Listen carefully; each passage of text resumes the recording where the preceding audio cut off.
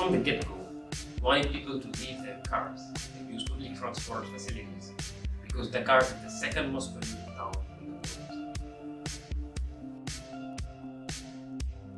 My name is Ali, and I'm one of Sunubus co-founders. My name is Mo, and I'm one of the founders of Sunubus. My name is Dahaba, and I'm a co-founder of Sunubus. My name is Seinu, co-founder at Sunubus.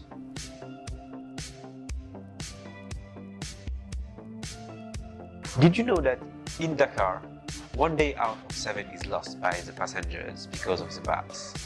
It's a huge challenge. And that's why we wanted to tackle this challenge. Sunubus is a collaborative and predictive bus localization app. It's collaborative because we have a community of public transport users who share their position every day. Predictive because we use artificial intelligence on the crowdsourced data to provide bus position offline. We believe in a world where public transport users help each other and collaborate to have a good impact in everybody's journey. And that's why we set it as our mission.